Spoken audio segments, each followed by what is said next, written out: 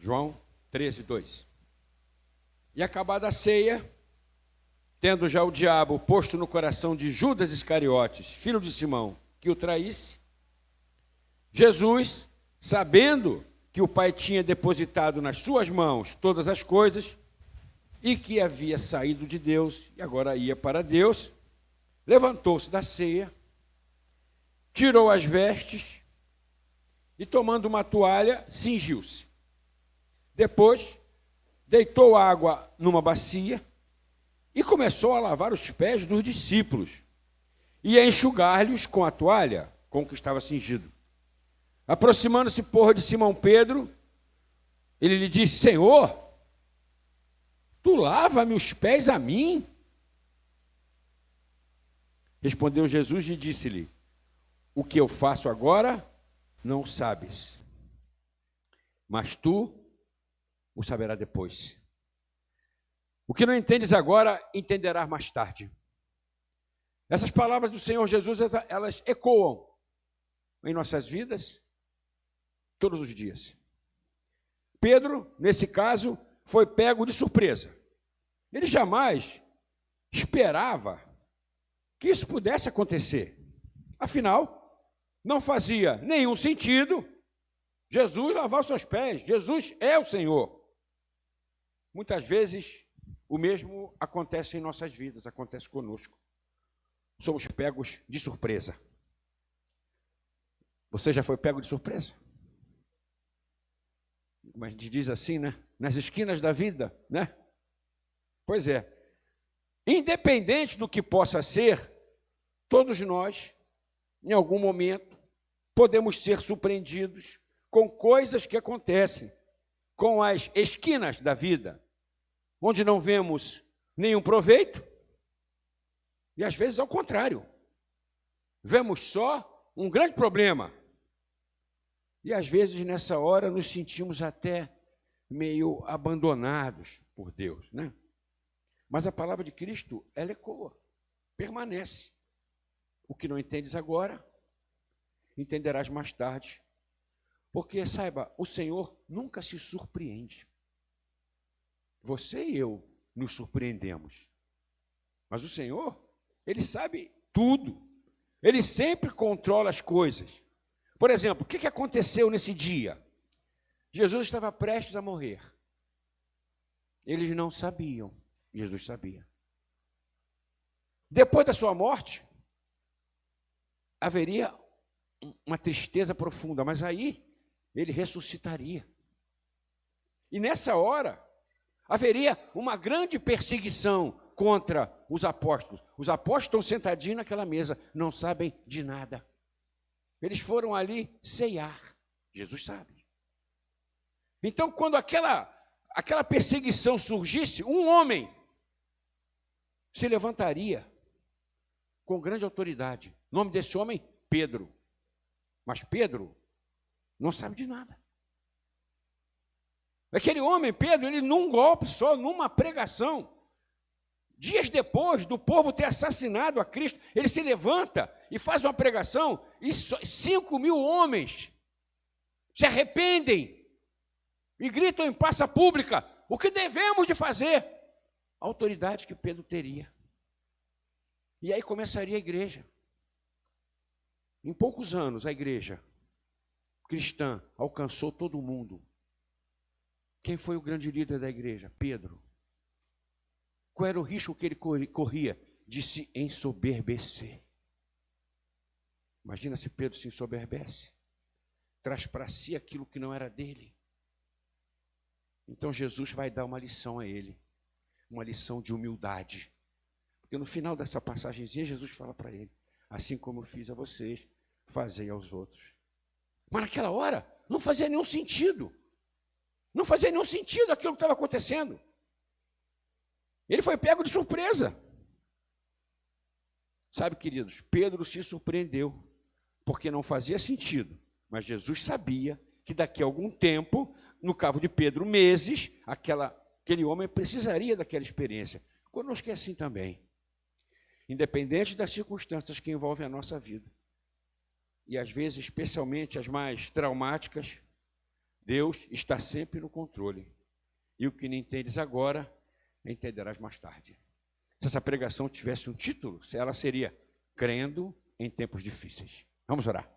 Ó Deus, em nome de Jesus, que teu Espírito Santo nessa noite venha encher o nosso coração, ó Deus, com a tua unção e teu poder. Que nós possamos, ó Deus, renovar a nossa fé, Senhor, renovar a nossa perspectiva do teu amor e do teu cuidado para conosco. Porque em nome de Jesus que nós oramos. Amém?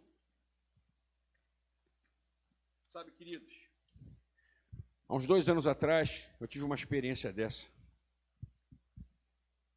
Minha vida estava normal, era um dia normal. Estava no meu quarto com a minha esposa. Meu filho se arrumou para ir na casa do primo, que nasceu o neném. Entrou no meu banheiro para pegar alguma coisa.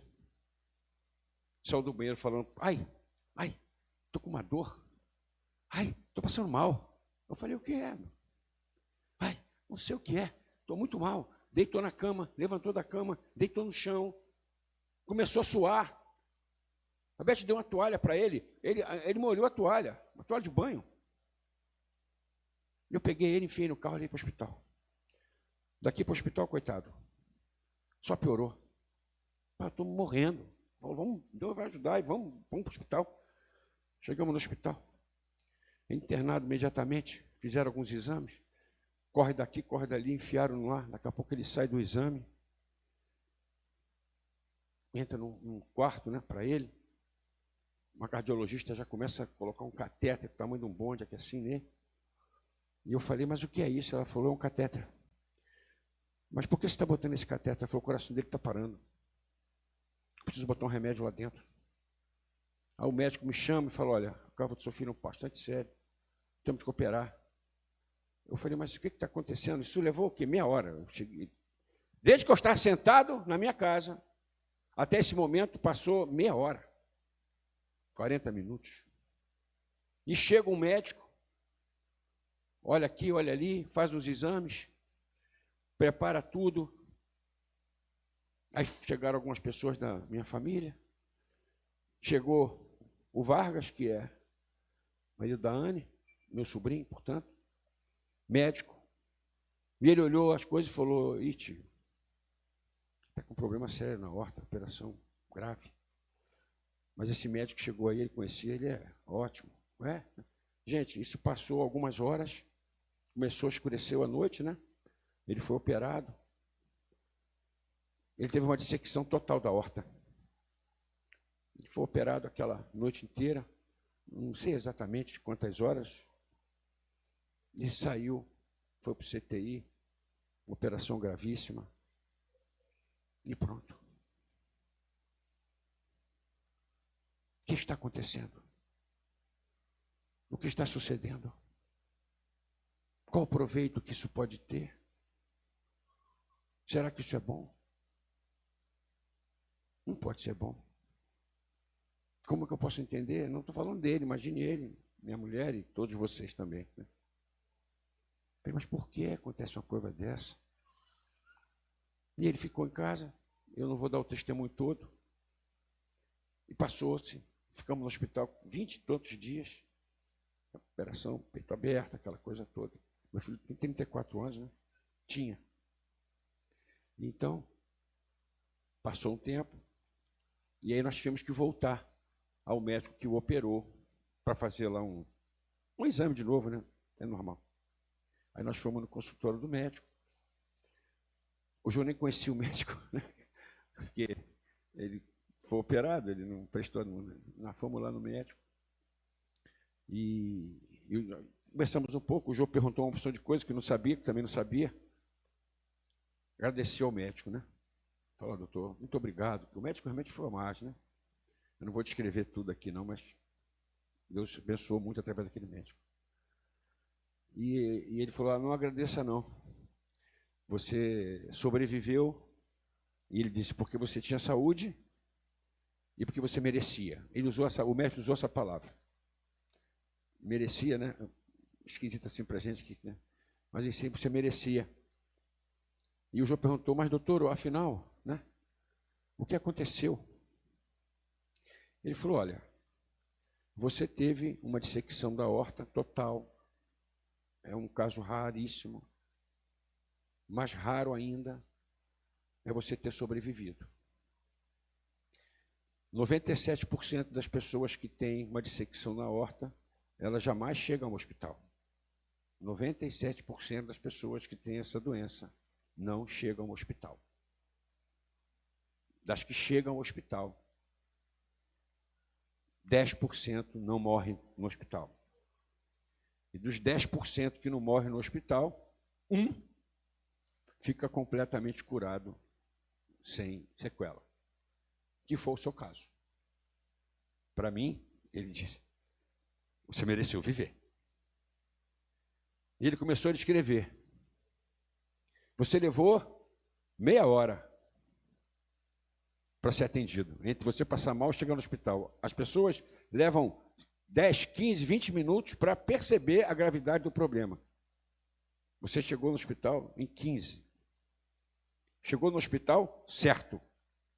Porque o hospital tinha condições de lhe atender. Fez os exames certos. Porque tinham condições de fazer. Chamou o cirurgião, cheguei em 20 minutos. Podia estar em qualquer lugar, fazendo qualquer coisa, mas eu estava a 20 minutos do hospital.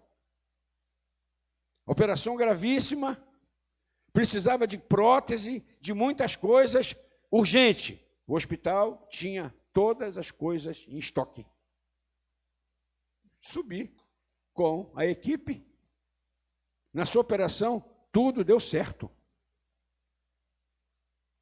Eu tinha 60 minutos para fazer essa operação. Porque ele tirou todo o sangue do corpo. E os órgãos não funcionam sem sangue. E o rim não funciona após 60 minutos. Não quer dizer que ele funciona com 59. Pode ser que também não. Mas 60 ele não resiste. Então eu tinha que fazer a operação correta, perfeita, em menos de 1 hora. Foram 52 minutos, ele todo feliz falando. Já bem depois, né? 2 meses depois. 52 minutos. E eu não sabia se você poderia continuar com o seu rim funcionando.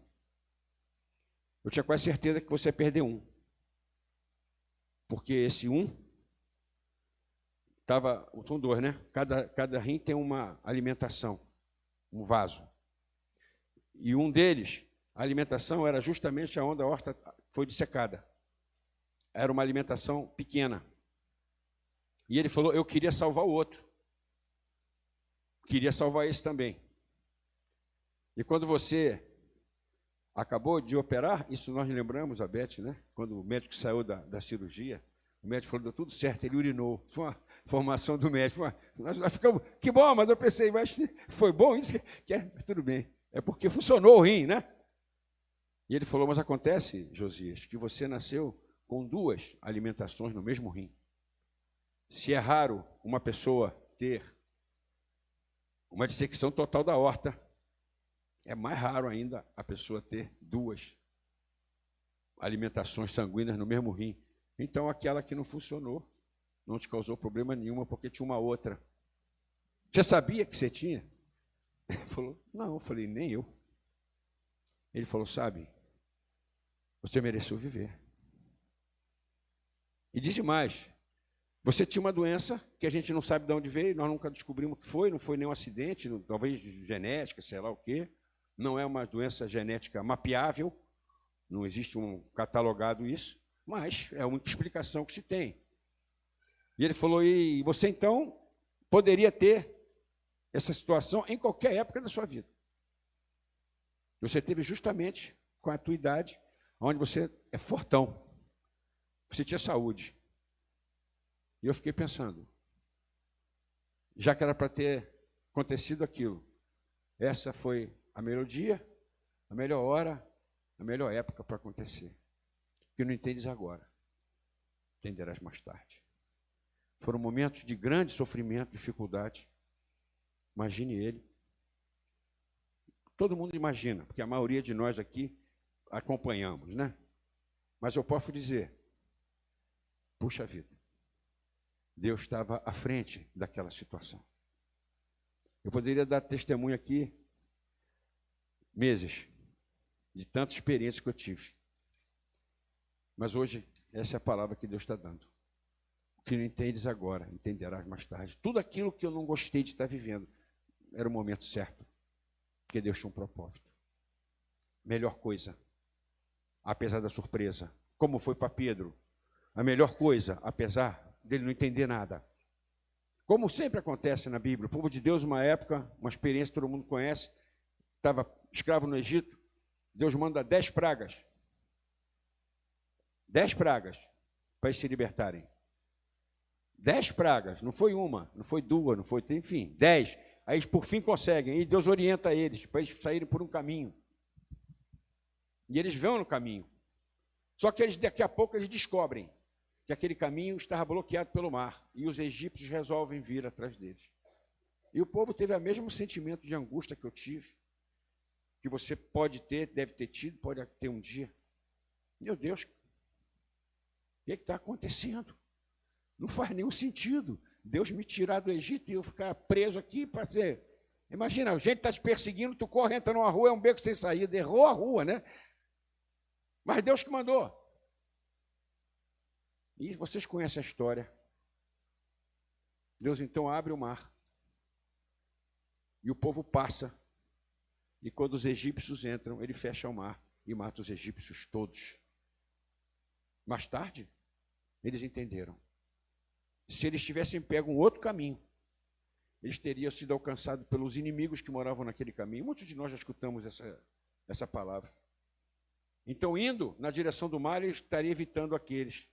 Mas indo em direção do mar, ele estaria preso entre o mar e os egípcios. Mas Deus queria. Porque Deus queria abrir o mar e que eles passassem, e Deus queria matar os egípcios, para não mais o perseguirem. Que não entendes agora, entenderás mais tarde. Que nessa noite você possa reforçar a sua fé. Que você possa saber que é importante e necessário que você creia em tempos difíceis.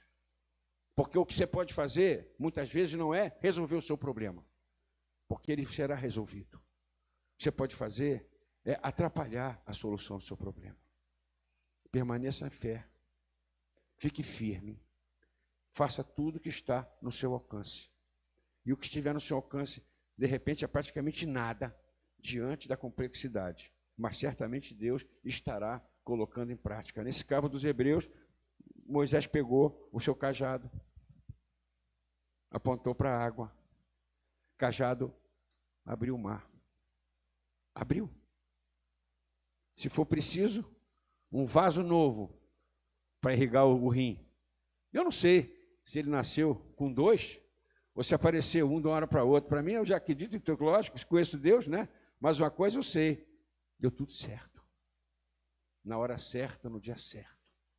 Você gostaria que isso tivesse acontecido? Eu vou dizer para você, não. Eu preferia que isso não tivesse acontecido. O médico, ele disse para mim, você tinha uma enfermidade. Em algum momento, isso iria acontecer. Já que em algum momento iria acontecer, aconteceu no melhor momento. Que não entendes agora, entenderás mais tarde. Deus está cuidando da nossa vida. Deus está prevenindo problemas. Deus está fortalecendo soluções. Mas não enxergamos. Mas que possamos manter firme na nossa fé. Amém? Digite aí no chat. Vou ficar firme em momentos difíceis. Vou manter a minha fé em momentos difíceis. Eu creio em Deus, mesmo em momentos difíceis. Porque o que eu não enxergo agora, o que eu não entendo agora, entenderei mais tarde. Amém? Vamos orar. Ó Deus, em nome de Jesus, que teu Espírito Santo nessa noite venha fortalecer o nosso coração, para que possamos perceber a diferença que somos de Ti. Porque aquilo que conhecemos, aquilo que administramos, que cuidamos, não chega perto do Teu poder e da Tua graça. Aquilo que enxergamos não é nada diante da Tua visão. todos os cuidados necessários que precisamos ter, são nada diante do cuidado que tu tem para conosco. Senhor, venha fortalecer sempre o nosso coração, porque tu estás cuidando de nós, tu estás preparando a nossa vida, para que quando chegar o tempo certo, possamos usufruir daquilo que tu tens plantado em nosso coração. Nessa noite, ó Deus, de maneira especial, visita a cada um de nós daqui da tua igreja, que nessa noite recebemos essa tua palavra. Que nós possamos fortalecer a nossa fé. Que não possamos esquecer do teu governo, do teu domínio e do teu amor. Ao contrário, ó Deus, que possamos nos fortalecer cada vez mais na tua presença. Porque é em nome de Jesus que nós oramos. Amém? Vamos ficar de pé. Vamos orar cantar esse cântico. Eu olho pra ti, espero em ti, Senhor. Eu cuido de ti. Fala com o Senhor. Enquanto você ouve esse louvor, enquanto você canta esse louvor,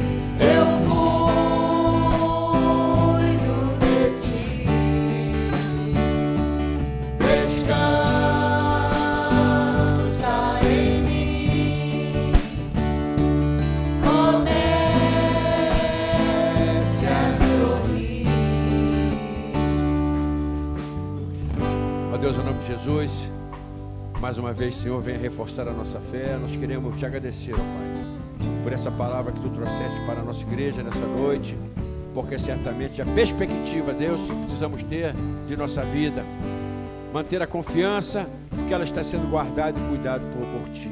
E o que não entendemos agora, certamente entenderemos mais tarde, porque sabemos bem em quem temos crido, estamos certos do seu poder e guardados sob esse mesmo poder. E em nome de Jesus que nós oramos. Amém? Amém. Vamos encerrar o nosso culto dessa noite. Quero dar um aviso: sábado que vem e domingo que vem não haverá o nosso culto online, porque estaremos nos retirando para a montanha, para nos aproximar um pouco mais do Senhor. Mas depois, no outro sábado, estaremos de volta aqui, domingo também. Amém? Vamos encerrar louvando o Senhor com esse cântico.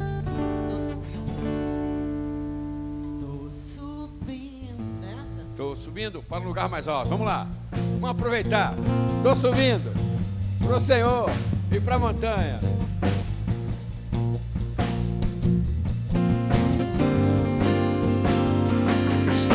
Pessoal, não vai embora não, que temos mais uma oração para fazer depois da transmissão. Já queimei as pontes do passado e meus olhos vejo o futuro do novo se fez, do novo se faz. E essa estrada eu não me desvio nunca mais. Estou livre, Eu não me desvio nunca mais. vou avançar, eu vou crescer, Ninguém vai me deter. meu alvo é Cristo, Meu alvo é Cristo. vou avançar, eu vou crescer, ninguém vai me deter, meu alvo é Cristo, meu alvo é Cristo, subindo Para o lugar mais alto. eu já desisti de andar sozinho, Cristo vive em